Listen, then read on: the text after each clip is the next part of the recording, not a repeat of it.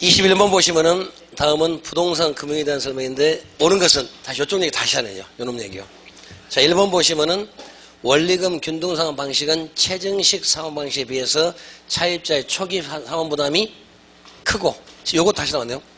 초기에 상환 부담이 요게 제일 크고 그 다음이고 그 다음에 요 녀석은 요놈에 비해서 크다. 지금 1번 지문 얘기가 되셨는가요? 그리고 그 다음에 대출자가 원금회수 가능성이 낮아진다. 원금회수 가능성, 그 다음에 요거구만요. 원금회수는 요 녀석은 이거보다 더 빨리 된다. 요거 나온 거 아닌가? 갑자기 왜 그러세요? 너 빨리 와서요? 그러니까 차입자 봤을 때 초기에 상환보다 제일 큰 것은 원금 균등. 그 다음 두 번째가 원리금, 세 번째가 체증식. 그 말 좀 하는 거죠. 1번 지금 해석됐는가요? 그러니까 여기가 내용이 어려워서 틀린 것이 아니라 원금하고 원리금이 헷갈려요, 사실은요. 빨리 읽으면 원리금을 원금으로 하기 쉽죠. 또 원금을 또 원리금으로 바꾸기 쉽고, 그래서 많이 문제를 냅니다. 그리고 1번은 다시 읽자면은 원리금 균등상환 방식은 체증상환 방식에서 초기에 부담이 크다. 그리고 은행 입장에 봤을 때 원금도 빨리빨리 회수가 된다. 우리가 많이씩 내니까. 1번 되신 거죠? 자, 두 번째. 융자기간이 길고 비율이 높을수록 대출자에 따른 대출 위험도는 낮을까요? 높을까요? 이것도 제가 다른 사람한테 돈을 빌려줬습니다. 한 달 내에 갚은대요. 그거하고 30년 뒤까 30년 동안 갚은대요. 어디 가도 위험이 클까요? 당연하잖아요. 뻔한 얘기죠. 그 다음에 변동이자 융자는 대출자의 인플레이션을 경감시켜 준다. 변동이자율은 은행 입장에 봤을 때, 아까 고정금리, 변동금리 그 얘기입니다. 변동금리는 은행 입장에서 봤을 때 인플레이션을 우리한테 떠넘겼으니까 걔네들이 위험을 좀 덜 받는다 그 이야기. 맞죠? 자, 3번이 답이네요. 그 다음에 네 번째. 부동산 시장에서 경기에 대한 불확실성이 커진다는, 불확실성이 커진다는 얘기는 미래가 어둡다는 얘기죠. 그 말은 돈 받기 어렵다는 얘기죠. 이럴 때에는 그럼 대출자는 위험에 대한 대가로 대출자를 높일 것이며 동시에 그만큼 위험이 크다는 얘기는 떼일 염려가 크다는 얘기니까 많이 빌려줄까요? 적게 빌려줄까요? 그렇죠. 그래서 융자비율이 높이는 것이 아니라 낮추겠죠. 말 되죠? 항상 이거를 고지고대로 이해하는 것도 좋겠지만 항상 내가 은행이라고 생각하면 나 같으면 어쩌니까 위험이 크다는 얘기는 줘봤자 어쩌니까 못 받으니까 높으니까 많이 빌려줘 적게 빌려줘요. 사람은 착하지만 그건 네 사정이고 어쩔 수 없어요. 그죠? 그러니까 자본주의사에서는 학력과 학식이 높아도 돈 없으면 김씨 아저씨라고 불러요. 특히 은행에서. 맞죠? 그렇게 합니다. 그 다음에 다섯 번째, 신디케이션은 소구자 방식 맞습니다. 그 다음에 투자자가 투자사업에 대해서 그 다음에 채권이 아니라 지분이죠. 증권이죠. 신디케이션은 지분형이고 직접 투자고 소액 다수, 지분형 증권. 맞죠? 그 다음에 조인트 벤처는 지분형 직접 투자 거액 소수의 투자자. 그 다음에 리츠는 지분형이고 간접 투자고. 지분과 관계된 게 신디케이션, 조인트 벤처, 그 다음에 리츠, 그 다음에 공모한 증자, 그 다음에 펀드 전부 다 지분 얘기입니다. 그 정도는 기억을 하시자고요. 그래서 21번도 됐고 그 다음에 몇 개 넘깁니다. 그 다음에 28번부터 하면 맞겠네요. 27번까지 하면 지난번에 한 것 같고 28번부터는 이제 또 산수 문제입니다. 그래서 계산 문제 나온 다음에는 1번하면 2번 둘 중에 하나가 나오는데 1번에서는 원금 균등에서는 원리금을 물어볼 겁니다. 근데 가운데 물어볼 수 있다. 근데 원리금 균등에서는 반드시 원금을 물어볼 거다. 근데 맨 첫 번째 물어보는 게 원칙. 이 말 이해하신 거죠? 항상요. 자, 그러면 28번은 원리금 균등상에 따라서 맨 첫 번째 원금이 얼마냐. 그래서 원리금 균등은 항상 맨 첫 번째 원금을 보는 게 정상이에요. 그 다음에 원금 균등에서는 가운데 5H, 7H 원리금이 얼마입니까? 이렇게 물어보는 것이 보편적. 문제 뜻이. 자, 그러면은 원리금 균등입니다. 한번 해봅시다. 자, 원리금 균등 나왔기 때문에 그러면 이제 계산은 맨 처음에는 원리금을 먼저 하고 그 다음에 이자 계산하고 그럼 빼면은 원금이 나올 거니까. 자요. 맨 첫 번째 여기가 원리금 균등이요. 원리금 균등 상황에서는 맨 첫 번째 어떻게 하자? 원리금 먼저 계산하자. 원리금은 어떻게 했습니까? 빌린 돈 곱하기 저당상수. 요거 지금. 그러니까 대출액 요놈에다 곱하기 저당상수요. 이거죠? 그리고 거기 원금이 얼마입니까? 원금이 뭐니까 지금 2억이네요. 그 다음에 저당상수가 0.14구만요. 그러면은 그대로 집어넣으면 2억이요. 곱하기 0.14니까 그러면 2,800만 원 나오죠. 14%니까. 그 다음에 두 번째는 이제 이자액. 자, 또 합시다. 이자액은요. 그러면 대출 잔액. 근데 잔액은 전부 다 맨 첫 번째니까 똑같을 거예요. 곱하기. 그 다음에 여기다가 이자율. 그럼 잔액은 똑같, 맨 첫 번째 2억 똑같죠. 이자가 몇 퍼센트? 6%요? 그러면 0.06. 그럼 2, 6, 12, 1200이네요. 그러면 세 번째. 이번에 이제 원금은 어떻게 해요? 원금은 빼면 되죠. 원금은 1번 빼기 2번이니까. 그러면 여러분, 그죠? 2800에서 빼기 1200이니까. 그럼 얼마 나왔습니까? 1600. 그죠? 1600만 나오는 거 맞죠? 그러니까 이런 계산 문제는 그렇게 어려운 문제는 아니잖아요, 사실은요. 그러니까 계산 문제는 특히 금융에서는 그렇게 어려운 문제가 아니에요. 투자론하고 평가론은 조금 계산은 어려울 수 있지만은. 그러면 답 3번 나온 거죠? 그 다음에 29번. 이번에 원금 균등 상환. 그 다음에 3년 말. 3년 말이니까 N-1이니까 3 빼기 1이니까 두 번째는 빼란 소리입니다. 이해하시는 거죠? 자, 해봅시다. 거기 같으면은 이번에요. 여기는 이제 원금 균등입니다. 원금 균등 상환. 여기 원금 균등에서 맨 처음에 뭐부터 구한다? 원금. 첫 번째가 원금을 구합니다. 원금은 어떻게? 대출액 나누기 기간수. 그러니까 또 대출액이 얼마입니까? 1억이요? 자, 1억. 나누기 기간이 몇 년? 10년. 그러면 나누기 10 하면 되죠. 대신에 뭐만 볼까? 월인지 연인지 1년 단위인지 매월 단위인지 그것만 보시자고요. 그럼 여기 같으면 얼마 나옵니까? 1년에 1000만 원씩 갚습니다. 그 말 됐죠? 그 다음 두 번째. 이번에 이자액은 똑같아요. 이자액은 항상 이자액은 잔액 곱하기요. 잔액 곱하기 그 다음에 이자율이니까. 그러면 잔액은 지금 얼마입니까? 전체 1억에서 지금 3회 치니까 N-1가 3 빼니까 두 번째는 빼세요 그 말이니까. 그럼 1년에 1000만 원씩 갚았으니까 두 번째 빼니까 2000만 원 빼니까 그럼 8000만 원이죠 잔액은. 곱하기 이자율이 몇 프로 나왔죠? 6% 그러면 0.06 그러면 480만 원. 그 다음에 세 번째 원리금은 두 개 합하면 되겠죠. 원리금은 1번 더하기 2번이니까 그럼 더해보니까 1000만 원 더하기 그 다음에 480이니까 그러면은 여기는 1480 나오네요. 이렇게 됐죠? 요 정도밖에 안 되니까.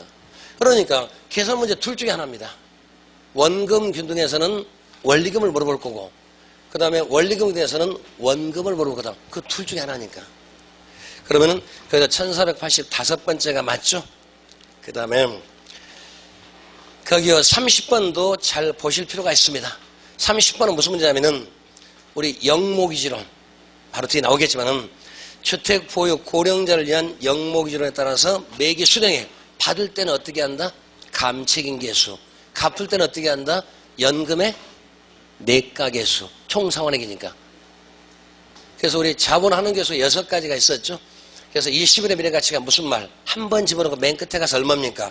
그래서 예금, 원리금 합계를 구하는 것이 바로 20일의 미래가치. 기억하신 거죠? 그러니까 그 6가지 자본하는 계수는 의미하고 용도하고 역수만 보자고 그랬잖아요. 자, 그러면 다시 하자면은 첫 번째는 20일의 미래가치는 20을 맨 처음에 한 번 집어넣고 끝에 가서 제가 얼마입니까? 그게 20일의 미래가치. 어디에 쓴다? 예금, 원리금 합계를 구할 때 쓴다. 두 번째. 뭐랑 역수관계다? 20일의 현가계수랑 역수. 딱 세 가지니까. 두 번째. 연금의 대가계수는 매년 일제히 꼬박꼬박 집어넣어가지고 맨 끝에 가서 합계가 얼마냐. 그게 연금의 미래가치. 맞죠? 그래서 어디에 쓴다? 적금, 누계액을 구할 때 쓴다. 그 다음에 세 번째는 영모기론 총상환액 구할 때는 연금의 내가계수를 쓴다는 얘기. 맞죠? 그 다음에 세 번째 감책계수는 미래 가서 일정금을 만들기 위해서 10년 뒤에 10억을 만들기 위해서 적금을 넣는다. 근데 적금 불이백이 얼마냐? 적금 불이백 계산하는 것이 감책계수 또는 상환금계수. 맞죠?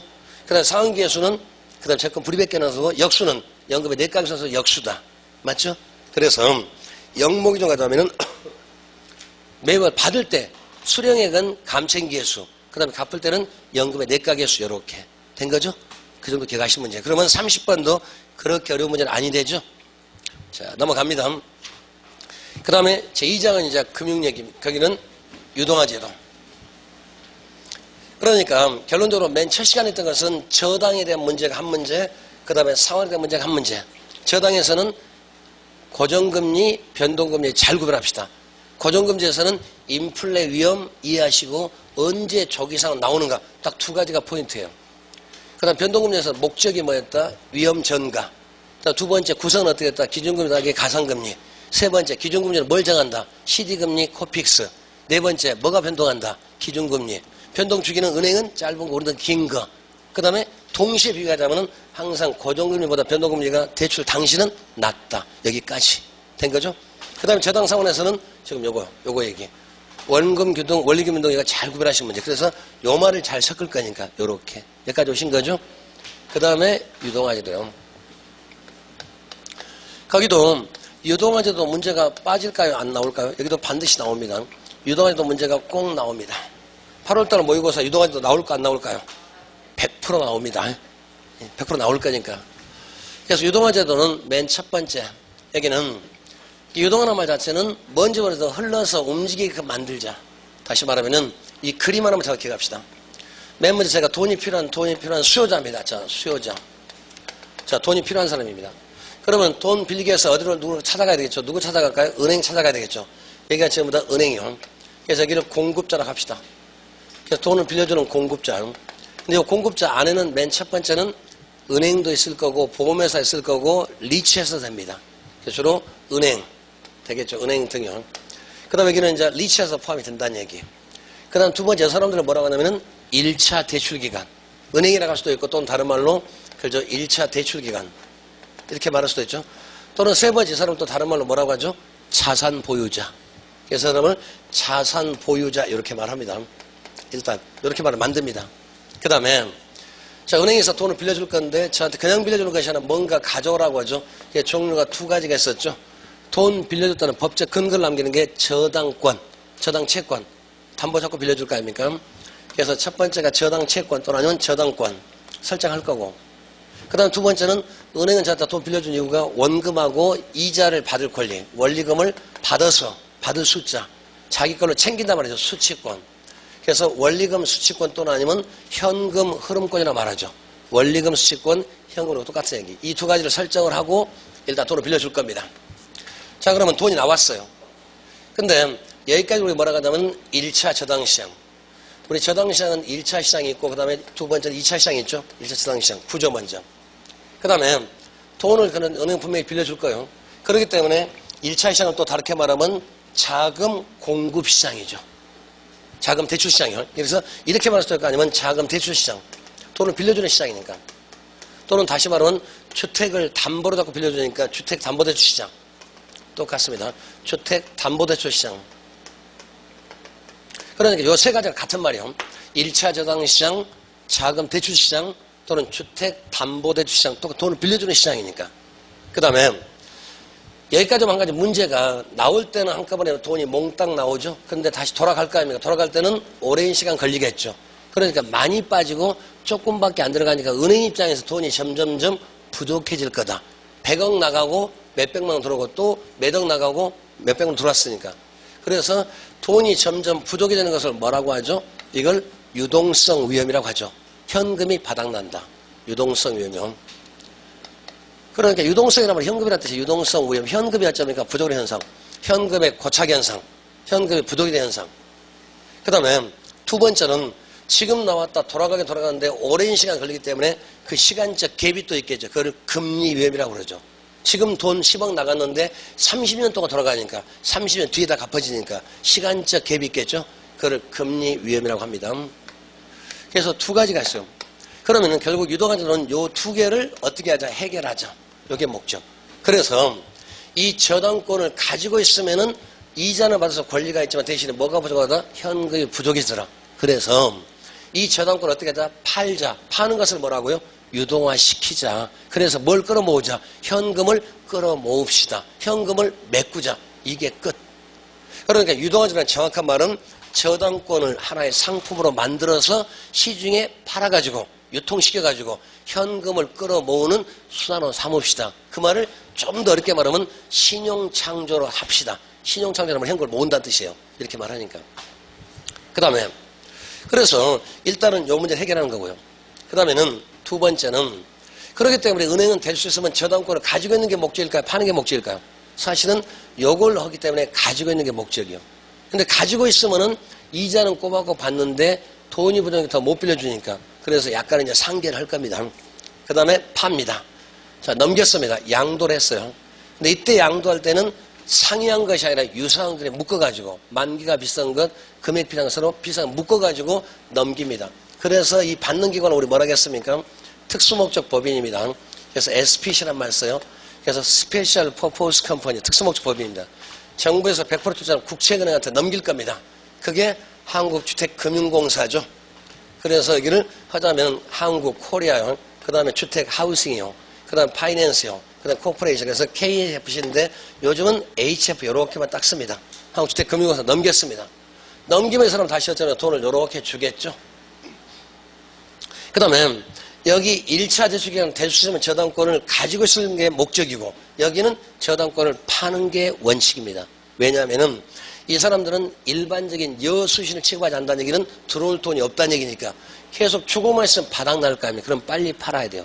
그러나 1차 대출기간도 자금에 여유가 있다면은 그죠? 저당권을 자기의 자산의 일부로 보유할 수가 있다. 그래서 1차 대출기간 공급자들은 많은 재원이라는 말로 틀립니다. 한정된 재원으로 유통화시키는 거지 많은 재원이 있다면 유동화시키지 않습니다. 유동화시키는 순간 이자가 줄어들어요. 어찌됐든. 그 다음에 자 넘겨봅시다. 넘기는 자 뭘 만들겠습니까? 유동환증권 MBS를 만들겠죠. 그래서 종류가 몇 가지가 있냐면 4가지가 있었죠. 그래서 첫 번째가 MBB, 주택저당 채권입니다. 그 다음 두 번째는 MPTS요. 이번엔 이체증권. 여기에 있을 거고요. 그 다음에 세 번째는 MPTB가 있죠. 여기에 있고요. 네 번째는 그 다개치자과 CMO 종류가 4가지가 이렇게 있습니다. 그래서 여기에 성격이 뭐고 종류가 어떻게 되고 누가 뭘 갖는가. 그래서 크게 봤을 때는 여기 앞쪽이 한 문제, 여기가 한 문제, 뒤쪽이 한 문제. 크게 봐서 둘 중에 하나입니다. 그 다음에 여기서부터까지 우리 뭐라고 한다? 2차 저당시장. 그러니까 저당시장은 1차가 있고 그 다음에 2차 시장이 있습니다. 2차 저당시장.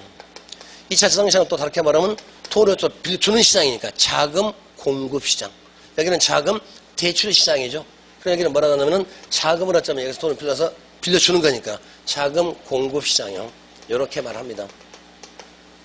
그러니까 1차 시장이라고 할 수도 있고 자금 대출 시장 할 수도 있고 주택 담보대출 시장 이렇게 말할 수도 있고 2차 시장은 자금 공급 시장 이렇게 말할 수도 있고 일단 그러면서 크게 봤을 때 앞쪽에서 한 문제 뒤쪽에서 한 문제 딱 2개만 기억하시자고 그죠? 2개만. 그러면 앞쪽에서는 이 제도가 잘 되려면 어떤 조건이 있겠습니까? 그거 따지는 문제. 그 말은 이 유도한 조건을 만들어서 우리가 계속 사가지고 돈이 이렇게 들어가게 만든다면은 그러니까 2차에서 돈이 잘 공급만 된다면 이 제도는 무한대로 들어갈 수가 있는 거죠. 그렇기 때문에 유동화제에서는 1차가 중요하다, 2차가 중요하다, 2차가 훨씬 중요하다. 1차에서는 저당권이 만들어진 시장은 1차. 그 만들어진 저당권이 유통되고 증권화되고 돌아다니는 시장은 2차. 2차가 결정적인 키. 여기까지 오신 거죠? 그 다음에는 그럼 우리가 요걸 사려면은 이걸 산 이유는 돈 되니까 살 거고 두 번째는 안전하니까 사겠죠. 신뢰성 문제. 그래서 첫 번째는 이 유동화증권은 오로지 국가의 고유한 업무가 아니라 일반 시중은행도 자기의 신용도에 따라서 유동화증권 만들 수 있습니다? 없습니다? 있다는 얘기입니다. 여기도 만들 수 있습니다. 물론 비용상의 문제라든가 신용도 문제는 국가가 훨씬 높을 거고 일반 시중은행도 낮아요. 근데 원칙은 국가만 하는 것이 아니라 1차 대출기관 또는 자산 보유자 또는 시중은행도 할 수 있습니다. 근데 비율이 거의 없습니다. 사실은요. 원리는 할 수가 있는데 실제는 거의 없어요. 사실은요. 그러니까 유동화증권은 국가만 하는 것이 아니라 국가는 당연히 하는 거고 그 다음에 일반 시중은행도 할 수 있어요. 여기까지만. 그 다음에 두 번째는 수익률 개념인데 우리가 은행에다 예금하면 은행은 우리한테 뭐를 줍니까? 당연히 이자를 주겠죠. 이거를 우리 뭐라 하겠습니까? 예금 이자율. 예금 이자율. 요거 줄 거고. 그 다음에 우리는 예금 이자를 받았는데 만약 이거를 7%로 가정합시다. 예를 들어서. 그럼 우리 입장에서 7%가 수입이 되는 게 맞죠. 근데 은행 입장에서는 비용이죠. 그러면 이만큼 비용을 물어가면서까지 왜 우리한테 돈을 빌려갔을까요? 다른 사람한테 또 돈 빌려주고 아마 돈 받을 근거가 있는 모양이죠. 이걸 대출이자라고 이렇게 말했습니다. 대출이자료. 그래서 요 두 개 차이를 우리 뭐라고 합니까? 예대 마진이라고 말하죠. 그래서 요 두 개 차이가 은행에 수입이 된 거 맞죠. 그래서 만일에 요거를 12%로 가정했습니다. 예를 들어서. 그럼 은행 입장에서는 7% 주고 12% 받았으니까 5% 마진이 생기는 거죠. 그게 은행의 수입이 맞는 거죠. 그래서 1차 저당시장 금리 또는 대출시장 금리 또는 주택담보대출 금리 요 녀석은 요거보다 반드시 더 커야만 됩니다. 그래서 원칙은 이대로 되는 거고. 두 번째, 요리하다 보면은 지금 5% 마진을 갖기 위해서 반드시 요걸 가지고 있어야만 이 5% 마진을 가질 거 아니에요. 원리가. 그렇기 때문에 1차 주식은 될 수 있으면 저당권을 매각하는 게 원칙이 아니라 가지고 있는 게 원칙입니다. 그래서 이 은행이 만일에 많은 돈, 수많은 돈이 있다면 절대로 유동화를 안 시킬 겁니다. 돈이 부족하기 때문에 그 부족분을 메꾸기 위해서 요거 두 개를 메꾸기 위해서 매각을 이제 시키는 거죠. 말뜻이. 추우세요? 그 다음에 이렇게 되고요. 그 다음에 그래서 요놈이 5% 마진 가지고 있는데 이 마진을 갖기 위해서는 가지고 있어야 되는데 그러면 가지고 있으면 이자는 생겨요. 대신에 뭐가 부족합니까? 더 이상 빌려줄 수가 없잖아. 그럼 어떻게 하자? 이자를 약간 손해보고 팔아가지고 현금을 끌어모으면 될 거 아닙니까? 그러면은 자, 좀 넘깁시다. 자, 넘길 때는 어떻게 넘긴다? 요거 반드시 보시라는 얘기요. 넘길 때는 상이한 것이 아니라 유사한 것 그리. 그러니까 만기가 비싸고 금액이 비싸고 유사한 게 묶어가지고 패키지로 묶어서 넘겨요. 대신에 여기도 뭔가 이득이 돼야 되겠죠. 그래서 요 금리보다 요 금리가 조금 더 쌉니다. 그래서 이걸 10% 가져가겠습니다. 그러면은 이 7%에서 12%, 5% 마진 연은 가지고 있으면 전부 다 갔는데 자 7%에 10%니까 3%는 요리 주는 거고 계산상 2%는 요 사람들 갖는 거죠. 그렇기 때문에 1차 저당시장 또는 자금 대출시장 또는 주택담보시장 이 금리는 2차 시장 또는 공급시장 금리보다 더 높아라 낮아라 반드시 높아야 됩니다. 그 다음에 이 사람들은 3% 마진을 갖기 위해서는 요 저당권을 가지고 있어야 되는데 가지고 있으면 또 어쩝니까? 더 이상 줄 돈이 없으니까 팔 거다. 이걸 만들어서. 그래서 이때 금리가 연원보다는 더 낮을 거다. 그래서 이걸 보통 우리가 8%라고 얘기를 했습니다. 그 다음에 요 녀석 다시 말해서 MBS 기대 수익률 요 수익률은 아무리 낮더라도 연원보다는 더 높아야만 이걸 사지 않겠냐. 그래서 MBS 기대 수익률은 유동화증권 기대 수익률은 투자자의 요구 수익률, 요구 수익이 바로 정기예금 7% 저겁니다. 저거보다도 더 높아야만 정상이지 않냐. 요게 지금 첫 번째 키예요. 그래서 앞쪽에서 주로 물어볼 수 있는 것이 뭘 물어보냐면은 이 제도가 어쩌면 잘 돌아가겠냐. 그게 첫 번째 문제. 그래서 금리가 어떤 구조. 1차 저당시 금리 이거보다는 2차가 낮아야 되고 2차보다는 그죠. MBS 기대 수익률이 더 낮아야만 됩니다. 근데 MBS 저당 수익률 또는 기대 수익률이 아무리 낮더라도 뭐보다 높아야 된다. 그래서 정기예금이자 다른 데서 본 것보다 더 많이 벌어야 되니까. 지금 이해하셨을까요? 그게 첫 번째 금리 구조. 그 다음에 두 번째는 물어볼 수 있는 것은 그러면 1차 시장이 어떤 역할을 하고 2차가 어떤 역할을 하느냐 이게 두 번째 문제. 그래서 1차에서는 돈을 빌려주는 수요자 공급자 서로 만나가지고 서로 정하고 약정하고 서로 만나 서류 쓰고 그리고 채권 형성되는 것은 1차. 맞죠? 그 다음에 2차는 이 사람은 어떤 우리 수요자가 아니라 여기 대출기관 여기하고 중개기관하고 투자자가 서로 모여가지고 저당권을 사고 팔고 하고 증권화시키고 유통시키는 2차 시장. 그래서 유동화제도 결정적 근거는 2차이가 있습니다. 이렇게 말하는 거니까. 여기까지 오신 거죠? 그 다음에 세 번째. 이번에는 저기 종류가 지금 자, 네 가지가 있었는데 첫 번째 MBB는 채권, 증권. 여기는 채권입니다. 다시 말하면 부채형이죠. 채권이고. 그 다음에 MPTS는요. 이거는 증권입니다. 다시 말하면 지분형입니다. 맞죠? 그 다음에 요 두 가지는 무슨 형? 혼합형이라 말합니다. 근데 혼합형이 정확히 말하면 채권에 더 가깝습니다. 여기도 혼합형 일단요. 그래서 첫 번째는 요 종류가 뭡니까? 요거 물어보는 문제가 첫 번째입니다. 자, 성격이 채권입니까? 증권입니까? 요거 찾는 문제 첫 번째. 두 번째. 이번에는 MBB 같은 누가 뭘 갖는가? 그래서 여기는 첫 번째 발행기관에서 전부 다 갖는 거죠. 발행기관에서 저당권도 가지고 그 다음 두 번째 원리금수도 갖습니다. 그렇기 때문에 발행기관 입장에 봤을 때 위험이 상당히 커요. 수익도 대신 높습니다. 그 대신에 그러나 투자자 입장에서 우리 입장에서는 아무것도 안 갔어. 그렇기 때문에 위험이 낮고 수익도 더 낮습니다. 일단. 그래서 두 번째는 누가 뭘 갖는가 요거 보는 게 두 번째예요. 그래서 발발발 투투투 발투발투. 세 번째는 위험과 수익 관계가 어디가 제일 큰가 적은가 요거 따지면 세 번째. 딱 세 가지예요. 첫 번째는 증권입니까 채권입니까 구별하시는 문제. 두 번째는 그 저당권하고 원리금수를 누가 가지고 있냐. 그게 두 번째. 세 번째는 우리가 봤었을 때 어디가 제일 돈 되고 어디가 돈이 안 됩니까? 이것 따지는 게 세 번째. 네 번째는 발행 규모요. 그 다음에 그러면서 여기는 반드시 초과담보가 필요합니다. 그렇기 때문에 초과담보 필요하다는 얘기는 저당 총액보다도 MBS 발행이 더 크다 적다 반드시 적습니다. 그렇기 때문에 발행 규모로 보자면은 그죠? 유동화 증권 발행 총액은 어디가 제일 적냐면 MBB가 가장 적습니다. 가장 큰 것은 MPTS가 가장 커요. 이체만 하면 되기 때문에. 그다음 두 번째. 여기 같으면 이제 증권이에요. 여기는 그죠? 첫 번째 투자자가 어쩌니까 투자자가 모두 다 가는 거죠. 그래서 우리가 저당권도 갖는 거고 어려서 다 갖습니다. 그렇기 때문에 모든 책임을 다 누가 진다. 조기산 위험이라든지 만기전 변제 조기산 위험이라든지 아니면 이자율 위험이라든지 아니면은 또는 금리 위험이나 시장 위험 누가 다 책임집니까? 투자자가. 그렇기 때문에 MPTS 우리 입장으로 보자면 위험 부담이 가장 큽니다. 또 수익도 어쩌니까 제일 높습니다. 그래서 발행 규모도 가장 큽니다. 금액이 그때 바꾸기만 하면 되기 때문에 똑같아요. 자산이 서로 바꾸지 않습니다. 그 다음에 이 두 개는 혼합형인데 혼합형이라는 말은 첫 번째는 MBB 성격 요놈에다가 그 다음에 요놈에다가 그 다음에 MPTS요. 이 두 개 성격을 동시에 갖습니다.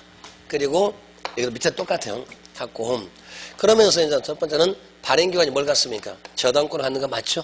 그 다음에 투자자가 뭘 갖습니까? 원리금 수익을 갖습니다.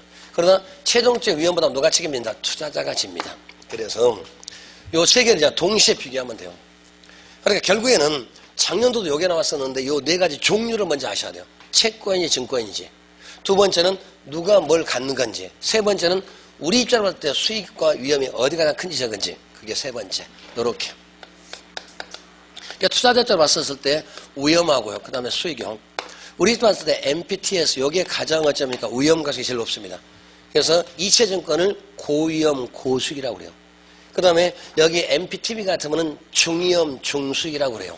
그 다음에 MBB 같으면 저위험 저수익 이렇게 말합니다. 그 다음에 두 번째는 여기 하나 끌고 두 번째는 MPTB요. 그 다음에 세 번째가 여러분 뭡니까? MBB요. 이렇게 우리 입장으로 봤었을 때. 근데 만일에 발행기관 거꾸로 가겠죠. 이번엔 반대로 이렇게 됩니다. 그래서 요게 1번 채권이 증권이 있다는 게 1번. 그 다음 두 번째 누가 뭘 갖는가? 요게 2번. 세 번째는 어쩝니까? 위험과 수익 이거 따지면 요게 3번입니다. 요게 이제 세 번째죠. 요렇게. 요것만 정리하자고요. 나머지 다 버립니다, 이제. 그 다음에 어떻게 뭐 지급된다. 이자가 뭐다. 다 필요 없는데, 그 다음에는. 그러니까 종류, 증권, 채권, 성격. 두 번째는 누가 뭘 갖는가. 두 번째. 세 번째는 우리가 봤을 때 수익과 위험이 가장 큰 거 적은지. 하나 더 자면 요거와 똑같아요. 이게 발행 규모도 똑같습니다. 이게 발행 규모는 요게 가장 커요. 요게 가장 적습니다. 그러니까 저당 총액, 예를 들어서 저당 총액이 10조가 있다고 가정합시다. 그럴 때 발행 규모가 MBB는 보통 7, 80%를 발행을 해요. 근데 MPTS는 액수가 똑같으면 발행 액수와 저당 총액이 같으니까. 그래서 저당 총액에 비해서 MBS 발행 규모는 어디가 제일 크다? MPTS가 전부 다 큽니다. 발행 총액하고 저당 총액 같습니다. 이름만 바꾸기 때문에 똑같고. 근데 MBB 같은 초과담보가 필요하기 때문에 요 세 쪽에서 가장 규모가 작습니다. 구자자면. 그러니까 여기에 뭐 70% 80% 그건 중요한 말이 아니고 우리가 봤었을 때 위험이 크다는 얘기는 그만큼 수익도 크다는 얘기고 MPTS가 그 다음에 발행 규모도 가장 크다는 얘기. 제일 적은 것은 MBB가 발행 규모가 가장 적습니다. 발행 규모가 몇 가지만 딱 세 개밖에 안 되잖아요. 성격 그 다음에 누가 뭘 갖는가 그 다음에 우리가 봤을 때의 위험이 가장 큰가 세 개만 정해 갑시다. 이거 다 똑같아요. 다 똑같이 가고 그 다음에 여기 CMO는 뭐하고 성격 똑같다? MPTB하고 성격 똑같이 경우에 이렇게 하자니까 성격 똑같다. 요거 아니란 얘기. 다계층 채권은 MPTB의 성격과 똑같은 거지 MPTS와 성격이 똑같다 그러면 틀렸다는 얘기. 지문이. 그 다음에 다 똑같은데 그러면 CMO는 무슨 차이가 있냐? 하나가 더 있죠. 그러면서 위쪽에 세 가지는 전부 다 만기가 몇 개다 딱 하나 정해졌습니다. 그런데 이 녀석들은 다양한 만기구조. 이게 만기구조가 어쩌면 하나만 있는 것이 아니라 여러 가지죠. 그래서 만약에 20년짜리 있더라도 20년짜리 이렇게 쪼개놨죠. 3 내지 5년으로 쪼개놨습니다. 이렇게 쪼개는 것을 우리 뭐라고 하냐면 트렌치라고 이렇게 말해요. 그러면서 맨 뒤에는 어쩌니까 알파벳 Z니까 G 트렌치 이렇게 말할 수도 있죠. 그렇기 때문에 앞에 있는 것보다 뒤에 있는 것이 수익이 더 클까요? 작을까요? 클 거고 위험도 커야 정상이겠죠. 그래야 보유할 거 아니에요. 만일에 5년 보유할 때 수익률이 8%, 10년짜리 보유하면 수익률이 6%, 그럼 10년짜리 보유하겠습니까? 뻔한 얘기 좀 하고 있잖아요. 맞죠? 그렇기 때문에 CMO 같으면 뒤쪽으로 가면 위험도 커지만 수익도 훨씬 더 커질 수가 있다. 그래서 투자자의 조기상을 인위적으로 막는 거죠. 빨리 못 갚게끔 뒤에 유인적을 주면서 그래서 이렇게 나눈 이유는 투자자의 조기상여를 막기 위해서. 근데 그 말을 안 한 이유가 그건 이미 시험에 나왔었기 때문에 그것도 15회 때문에 나왔었어요. 그 다음에 두 번째는 금융구조를 어떻게 된다? 다양한 금융구조. 그러니까 여기는 다양한 만기구조고요. 만기구조가 어쩌니까 여러 가지 있을 수가 있고, 그 다음에 금리도 어쩌니까 여러 가지 구조. 그러니까 금리가 여러 가지 있다는 얘기는 전부 다 고정금리만 쓰고 변동금리 쓰는 것이 아니라 고정금리, 변동금리 서로 삭바꿔 쓸 수도 있고, 전반부는 고정금리, 뒤에는 후반부는 변동금리 이렇게 쓸 수도 있고, 그러니까 만기도 여러 가지가 있고 금리도 여러 가지를 섞었습니다. 여기까지만. 요게 전부입니다. 그러니까 이거를 실제 우리 기본서한테 거의 2시간 동안 얘기했던 겁니다. 이걸 지금 딱 10분에 줄인 거예요. 요것만. 그러니까 앞쪽에서는 요거 잘 이해합시다. 앞쪽에서는 금융구조가 가장 첫 번째고요. 요 금융구조 잘 알잖아요. 두 번째는 1차 저당시장은 어떤 역할을 하고 2차는 어떤 역할을 합니까? 요거 보자는 얘기. 그래서 좀 더 가자면은 이게 잘 됐을 때에 우리는 뭐가 좋은 점이 있을까요? 돈 빌리기 수월하다. 그렇기 때문에 부동산 구입할 때 초기 구입자금을 작게 가지면서 구입하기가 좋다는 얘기. 그러면 수요자가 많아지면 그만큼 시장이 활발하게 돌아가지 않을까요? 맞죠? 그 다음에 이때 수요자는 우리가 집을 사는 사람 수요자 되겠지만 건설업자도 여기는 뭐가 됩니까? 수요자가 됩니다. 건설사도 저기는 수요자예요. 돈 빌리는 사람이니까. 맞죠? 그 다음에 은행은 뭐가 좋겠습니까? 은행 입장에서는 요거 깨끗이 해결하니까 좋은 거. 그죠? 그러니까 현금 확보가 잘 될 거고, 그 다음에 자산 보유를 어쩌니까 빨리빨리 회전시킬 수가 있고, 위험 등 큰 걸 전부 다 버리기 때문에 위험을 줄일 수가 있고, 자기 신용도를 높일 수가 있고. 맞죠? 그럼 국가는 뭐가 좋겠습니까? 여기에 전부 다 누구 자본? 민간 자본이죠. 민간 자본을 끌어들여서 금융시장을 활성화시킨다는 얘기. 맞죠? 제 과목에서 민간 자본이 딱 3군데 나오죠. 여기 하나 나왔습니다. 두 번째 어디죠? 리치 있죠. 하나 더. 저 쓰러지기 일보 직전이에요. TDR 제도, 개발권 이전 제도. 그래서 TDR 제도는 공적 자금이 아니란 얘기. 그래서 개발권 이전 제도가 활성화되면 국가의 재원 부담이 가중된다. 꽝. 거짓말한 뜻이요. 전부 다 민간 자본이요. 3군데만. 그 다음에 이쪽에서는 어쩌니까 종류가 4가지가 있다. 그래서 성격이 채권인지 증권인지 요거 보시는 문제가 첫 번째. 그 다음 두 번째는 누가 뭘 가지고 있는지 보시는 문제. 그래서 발발발, 투투투, 발투발 이렇게 보통 외우시잖아요. 그 다음에 세 번째는 우리가 봤었을 때 어디가 위험과 수익이 큰지 적은지 요 3개만 봅시다. 반드시 요거니까. 나머지는 필요 없어요. 요 3개만 알고 있으면 답은 분명히 나올 거니까. 모른지만 알아봤자 의미가 없으니까. 자, 이래놓고, 자, 1번. 저당채권이 발생하는 시장은 1차고, 그 다음에 증권을 통해서 저당채권이 유동화되는 시장은 2차다. 그래서 1차 시장을 뭐라고 합니다? 자금 대출 시장입니다. 또는 주택담보대출 시장입니다. 2차를 뭐라고 합니다? 자금 공급 시장. 이렇게. 됐죠? 그러면 답은 나왔죠? 4번째. 그렇습니다. 그 다음 오른쪽에 3번. 저당 유동에 대한 설명 중 옳지 않은 것은 1차 저당시장은 주로 부동산을 담보로 저당대출을 원하는 수요자들하고 저당대출을 제공하는 금융기관에서 이런 시장을 말하고 주택담보대출시장이라고 합니다. 또는 자금대출시장, 담보대출시장 또는 1차 시장 이렇게 말을 합니다. 되신 거죠? 두 번째, 주택금융시장은 그 다음에 금융기관이 수취하는 예금 등으로 주택담보대출 채권을 제공하는 주택자금대출시장하고 그 다음에 투자자로부터 자금을 조달해서 주택자금을 대출기관에 공급해주는 공급시장, 그리고 신용보증시장, 그 다음에 여러 가지 시장으로 구별됩니다. 그러나 금융시장은 요 시장이 있고요. 요 시장이 있습니다. 요렇게 말한 겁니다. 말뜻이 1, 2차 있고 여러 가지 구성됐습니다. 거기까지만. 자, 세 번째. 부동산 시장, 부동산 저당 담보채권 유동화는 어디에서 된다? 1차가 아니라 2차에서. 그래서 2차 시장이 아닌 1차가 아니라 1차 시장이 2차 시장에서 1, 2를 바꿔야 맞겠죠? 그래서 채권이 형성되는 것은 1차입니다. 그 다음 증권화되고 채권화되고 유통되는 것은 2차입니다. 요거 구별하시는 문제. 나올 수 있는 게 뻔합니다. 답은 3번이죠. 네 번째, 저당 유동하는 대출자인 금융기관들의 한정된 재원. 이게 와야지 만일에 많은 재원 나오면 틀립니다. 그래서 우리 기본서 할 때도 기본서 441페이지 맨 위에 오른쪽쯤에 보면은 거기 한정된 재원에서 많은 재원이 아니었죠. 기본서 가지고 계신가요? 441페이지 맨 위에 가운데쯤에 맨 첫 줄에 거기 그만요. 거기 빨간색 있는 거 거기. 예, 그게 맞습니다. 대충 페이지보다 크게 맞는 것 같아요. 여기서 빨간색은 보이거든요. 예, 그거. 그래서 그거를 한정된 그래야지 많은 재원 그러면 틀렸다는 얘기. 많은 재원 무한한 재원 아니란 얘기. 자, 그게 무슨 말이냐면 요거잖아요. 이 사람들은 왜 유동화 시킵니까? 돈이 부족하니까. 만일에 요 은행이 돈을 무한대로 가지고 있대요. 그러면 유동화 시킬 필요가 없죠. 유동화를 안 시키면 5% 이자를 받는데 시키는 순간 2%밖에 못 받으니까 손해보는데. 맞죠? 그래서 그런 얘기 했잖아요. 요 은행에서 돈이 많으면 안 시킵니다. 그러니까 이 은행이 어쩌니까 돈이 무한대로 가지고 있대요. 예를 들어서 몇 경, 우리 1경이란 돈은 만조가 1경이요. 만조가. 우리 1조란 돈도 좀 상상이 안 되는데 조가 만개라 해서 만조.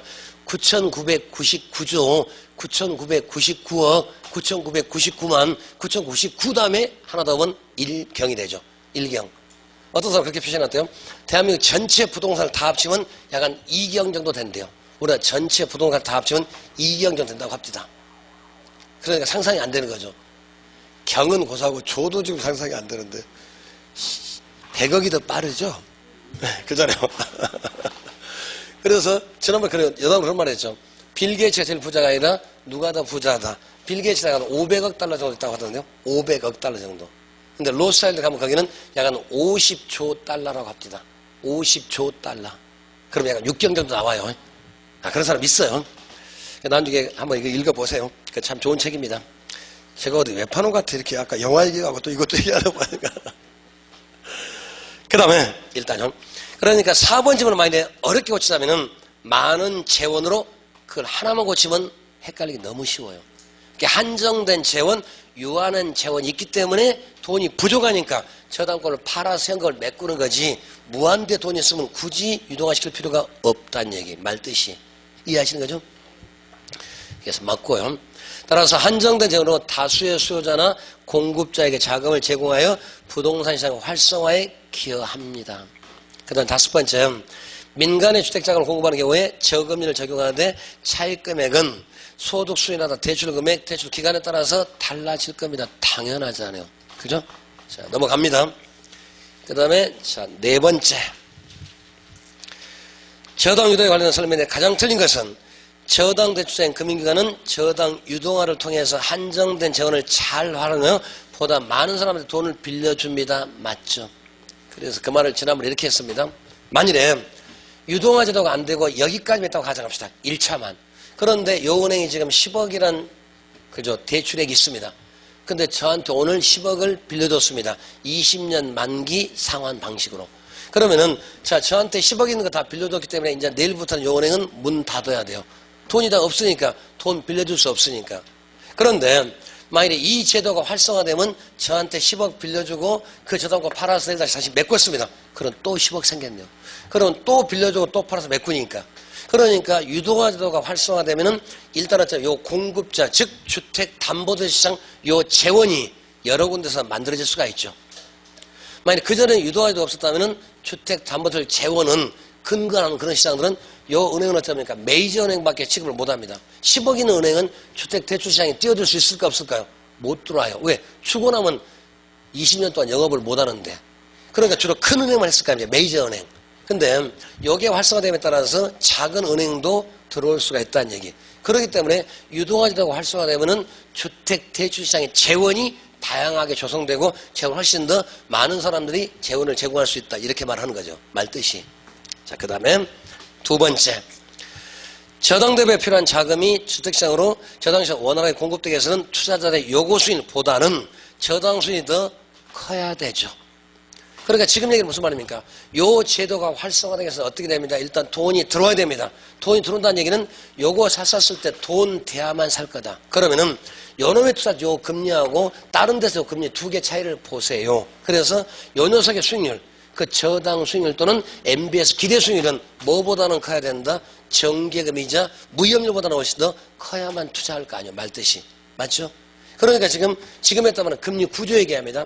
1차 저당시장 또는 주택대출시장 또는 담보대출시장 금리는 2차 시장 공급시장보다 높아야 됩니다. 그 다음에 2차는 1차보다 낮아야 됩니다. 여기까지 오신 거죠? 그 다음에 요 금리는 요놈보다 분명히 더 낮아야 맞아요. 근데 아무리 낮더라도 다른 데서 벌써 더 높아야 된다. 그래서 MBS 기대 수익률 그 수익률은 다른 데서 즉 정기금리라든가 무이업률 그놈보다도 높아야만 여기로 돈이 들어오지 않을까요? 그 얘기. 여기까지 오신 거죠? 지금 말 이해된 거죠? 그게 바로 두 번째 얘기입니다. 그 다음에 세 번째, 저당대출 유동화는 부동산에 필요한 자금을 조달을 원활하게 해서 주택금융시장 물론 자본시장 활성화에 크게 기여합니다. 그러니까 자본주의에서는 돈이 잘 돈다는 얘기는 그만큼 경제가 활성화됐다 그렇게 말합니다. 그래서 돈은 돌기 때문에 오고 가니까 돈이라고 옷가느라고 그렇게 말해요. 돌고 도니까 돈. 그죠? 도니까 돈이란 말 쓰는 거죠. 오고 가니까. 그래서 아마 자본주의에서 돈이 가장 중요한 것 같아요. 돈 때문에 다 멍들고요. 돈 때문에 어땠다고, 돈 때문에 어디도 가고 그러잖아요. 그래서 돈 때문에 몇 년도 받고 막 그러잖아요. 그 다음에 네 번째, 저당 유동화의 결정적인 수행하는 것은 어디입니다? 2차 시장입니다. 또는 자금 공급 시장입니다. 말 되죠? 자, 다섯 번째, 저당 유동화란 저당증을 타인에게 팔아서 매각해서 고정자산을 현금화시킨다. 다시 말하면은 또 이걸 그 말을 저당 채권 어쩌니까 장기성이요. 잠깐 10억을 저한테 빌려줬습니다. 그러면서 은행은 저한테 제가 만약에 20년 동안 갚겠다 약속하면 20년 동안 저한테 뭡니까? 돈 주라 요구할 수 있는 거죠. 다시 말하면 저당 채권은 장기성 채권을 묶이는 거죠. 그런데 이거 빌려주고 요거 팔아서 다시 10억 메꿨습니다. 그러면 하루에 30년을 딱 메꿨으니까 장기성 채권을 단기자금으로 대체화됐다. 즉 묶여지는 고정자산을 현금화시켰다. 바로 그 말. 지금 다섯 번째 말 뜻이. 30년 동안 묶여있던 것을 단기에 바꿨으니까 단기자산을 바꿨다. 그게 다섯 번째. 다시. 저당 유동화란 저당 채권을 타인한테 팔아가지고 현금을 끌어당겨 왔으니까 오랜 기간 동안 걸려 버릇은 즉 고정화되어 있고 묶여져 있던 것을 단기에 바꿨다. 현금화시켰다. 5번 말 뜻이. 여기까지 오신 거죠? 그 다음에 이번에 5, 6번은 보시고 넘어갈게요. 그 다음에 7번. 7번은 아마 문제를 풀어보시면 하나 헷갈린 말이 분명히 있을 겁니다. 매입 매각이 좀 혼동스러워요. 그래서 그것 때문에 풀고 있습니다. 자, 7번 보시면은 저당 채권 유동화되는 효과. 그러니까 뭔 것은 대출기간은 저당채권 매각으로 대출금의 회전율을 높여서 여력을 크게 만들고 그 다음에 자기자본 비율, BIS 규제에 대해서 적절하게 대응할 수가 있다. 이 말 이해하신 거죠? 그러니까 그걸 팔아서 금방 현금 메꾸니까 돈이 잘 돌게 만든다. 그 다음에 내 현금 보유를 높일 수가 있다. 맞는 얘기. 또 하나는 팔 때 어떤 거 팔겠습니까? 불량감자 판다고 그랬죠. 그러니까 위험이 그걸 팔기 때문에 위험률을 떨어뜨린다. 그러면 내 신용도를 높일 수가 있다. 이렇게 말할 수가 있으니까 맞고. 두 번째, 저당채권 유동화에 따른 증권화는 여러 금융기관들이 주택금을 취급하는 유인이 될 수가 있다. 이 말 이해하셨을까요? 여기에 무슨 아까 요 얘기했습니다. 그러니까 유동화 제도가 없다면은 작은 은행은 못 들어와요. 지금 말 뜻이. 그러니까 여기까지만 있었을 때는 자 어떤 은행이 10억이 있다고 가져가자고요. 근데 10억을 저한테 빌려줬다니까요. 그것도 20년 동안 장기 분할상으로 저한테 빌려줬습니다. 그럼 저 은행 오늘 딱 빌려주는 순간 저 은행은 문 닫아야 돼요. 왜요? 돈이 없으니까 못 빌려줄 거 아닙니까? 맞죠? 그래서 과거에는 여기에 안 됐기 때문에 자금에 여유가 있는 큰 은행밖에 못 들어왔던 거죠. 근데 이번에는 10억인 은행도 저한테 빌려줬습니다. 그리고 요거 팔아 다시 10억 메꿨습니다. 그러면 쌤 됐잖아요. 사실 똑같았으니까. 그럼 또 10억 빌려 메꾸니까. 그럼 이제는 무슨 말이냐면 유동화도 활성화되면 큰 은행은 당연히 들어올 수가 있고 작은 은행도 어쩌니까 여기에 들어올 수가 있다. 지금 말 뜻이. 그런 조그만 은행도 유인 조건이 된다. 이제는 현금 걱정할 필요 없으니까. 말 되죠? 그렇기 때문에 이걸 포괄적으로 말하면 주택 그 다음에 대출시장의 재원이 여러 군데에서 확보가 된다. 그 말이나 유인 조건과 같은 말. 됐어요? 그전에 국민은행, 하나은행, 큰 은행밖에 못 들어왔는데 요즘은 어쩌니까 조그만 어쩌니까 저축은행도 들어올 수가 있다. 왜? 돈 빌려도 다시 메꾸면 되니까. 말 뜻이. 2번 뜻이. 거기 보면은 지금 두 번째가 그 뜻입니다. 그래서 저당채권 유동화에 따른 증권화가 된다면 그러면은 여러 금융기관들, 더 쉽게 말하면 작은 은행도 아주 어쩌니까 미니은행도 들어올 수가 있다. 왜? 돈 10억 있는 10억 빌려주고 그다음에 팔아서 메꾸면 다 10억 돌아오니까. 말 된 거죠? 그래서 작은 은행도 얼마에 들어올 수 있는 유인 조건이 됩니다. 그 다음에 세 번째, 정부는 주택경기가 침체가 되다 MBS를 매입합니다. 자, 이거는 경기가 안 좋을 때는 경제를 살리려고 할 때는 어떻게 하면 될까요? 돈 뿌리면 돼요. 그럼 돈을 뿌릴 때 어떻게 뿌릴까요? 그냥 헬기를 뿌릴 수가 없으니까 돈을 주면 되겠죠. 그러면 정부가 우리한테 뭐를 뺏어가? 즉 국채를 사갑니다. 그러니까 정부가 국채를 사간다는 얘기는 우리한테 국채를 뺏어갈 거 아닙니까? 그럼 제가 국채 줬습니다. 그럼 정부는 저한테 자손을 뭘 줍니까? 돈 주어질 거 아니에요. 그러니까 매입한다는 얘기는 그죠? 국채가 들어가는 거니까 돈이 밖으로 나온다는 얘기입니다. 그런 말이면 경제가 너무 인플레전이 보이고 돈이 지금 너무 많습니다. 그럼 돈을 줄여야 될 거 아닙니까? 그 돈을 가둬놔야 돼. 그러면 돈을 걷어들이면 돼. 그때 어떻게 걷어들일까요? 우리한테 국채를 팔아, 이번에. 정부가 우리한테 팝니다. 그러면 종이 받았잖아요. 받고 돈 다시 줬죠. 그 돈을 은행에다 가둬놓으면 돼. 다시 말해서 매입했을 때가 돈이 나오는 거고 매각은 돈이 나가는 겁니다. 매입하면 정부에서 밖으로 돈이 나오는 거예요. 한국은행 창구 밖으로 나온다는 얘기입니다. 그러니까 자본주의 경제는 간단해요. 경제를 살려고 할 때는 돈을 풀면 되고 경제를 좀 조이려고 하면 어쩌니까 돈을 걷어들이면 돼요. 그렇기 때문에 추경예산 편성해서 70% 정도를 언제까지 풀겠다. 추석 전까지 풀게요. 이런 말 하지 않는가? 그러니까 경제 전망이 어려울 때는 상반기 때 예산의 60%를 풀겠다. 그런 말 종종 하는 거죠. 돈을 풀면 경제는 살아요. 근데 일개 나라의 경제가 돈 푼다, 걷어든다 좀 말이 싼티나지 않아요? 그래서 그걸 재정정책 어쩌고 금융정책 이렇게 말해야죠. 그 안에 들어가면서도 ISLM이나 그런 정책이 있어요. 그건 이따 하고. 어쨌든 그러니까 매입이란 말은 무슨 말입니까? 정부가 국채를 산다는 얘기입니다. 매입. 그럼 정부가 우리한테 국채를 사갑니다. 유동인권 사간대요. 그러면 우리한테 뺏어갔으니까 대신에 뭘 줄까요? 돈 줄 거 아니에요. 그러면 은행 창고로 돈이 나온다 뜻이에요. 그럼 시중에 돈이 많이 돌아다니면 경제가 좋아지는 겁니다. 근데 너무 지금 돈이 많아. 인플레가 심해. 지금 그러니까 주택담보대출이 너무 많아가지고 지금 부동산 경기가 안 좋을 것 같고 그게 어쩌면 나중에 경제 나쁘지가 줄 것 같아. 그러면 돈을 안 빌려주면 되죠. 안 빌려주는 것에서 뚝을 높이는 거죠. 그게 바로 어쩌니까 대부분 담보율을 떨어뜨리는 거 그러죠. 맞죠? 그러니까 과거에는 집만 있어도 돈 빌려도 요즘에는 뭐합니까? 소득증명 가져오세요. 이번에 그것도 효과 없을 것 같으니까 자금 계획서까지 가지고 와. 이제 3억짜리 집 살려면 어떻게 살 건지 그 계획서 가지고 와. 그래야 빌려줄 거니까 점점 대출 조건은 강화시키는 건 맞지 않아요. 특히 투기적은 더더욱 그러겠다. 이번 나온 조치가 그거였어요. 그래서 거기는 정부는 경기가 침체했을 때는 살려고 할 때 돈을 풀면 돼. 돈을 밖으로 내보내야 될 거 아니에요. 그럼 우리한테 종이 뺏어가면 돼. 그러니까 MBS를 매입하면 돈이 밖으로 나오는 거고 그 다음에 매각이란 말은 우리한테 판단 소리잖아요. 그럼 우리가 산다는 얘기는 어쩌니까 정부 우리한테 판단하는 얘기는 돈이 다시 들어간다는 얘기니까. 그래서 해보자면 매각이 아니라 정부가 매입.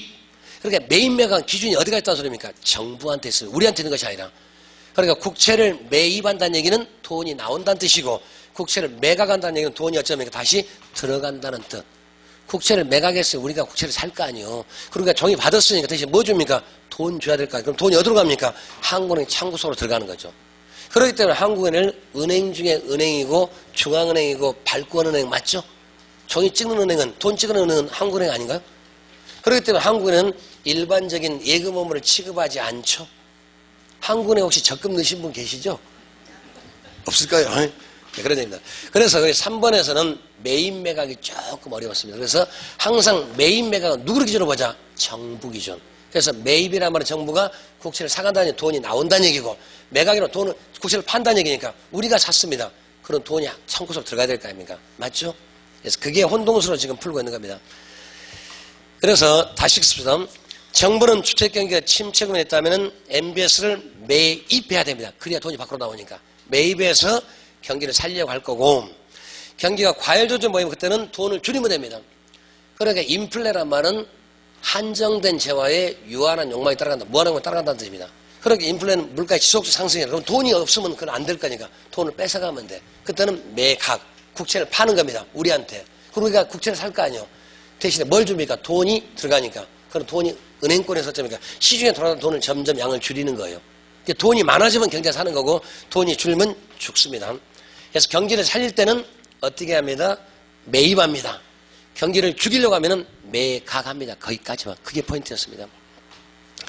그 다음에 네 번째, 일반적으로 MBS는 수익성이 높고 위험도 낮은 수준에서 장기 투자적인 매우 적합한 성을 가지고 있고 투자자들은 다양한 포트폴리오. 그러니까 요 녀석은 뭐보다 전기보다 수익이 높은 건 맞지 않아요. 그렇기 때문에 투자자 입장에서는 장기적이고 안정적인 자산의 포트폴리오 가능합니다. 그 뜻입니다. 맞고요. 다섯 번째, 주택을 필요한 차입자는 주택 자금대 기회를 보다 확대되고 이제 우리 입장이죠. 집을 살려고 하는 사람 입장에서는 돈 잘 빌려주니까 그러면 집 사기가 많아지는 거 맞죠. 그럼 유효수가 많아지는 거죠. 그럼 시장 잘 활발하게 돌아가지 않을까요? 그렇기 때문에 유효수에는 부채자본, 저당자본 포함합니다, 안 합니다? 여기만 이해하시더라도 부채자금, 저당자본, 융자자본 포함합니다. 그 말 되는 거죠. 유효수에서 구매력. 이것은 구매력 플러스 욕망이었죠. 그때 구매력은 내 돈만 맡은 것이 아니라 남의 돈, 은행 빚 포함한다, 포함하지 않는다. 여기만 또 이해해도. 맞죠? 저당자본, 부채자본 포함한다는 뜻이죠. 그 다음에 거기요 8번 문제.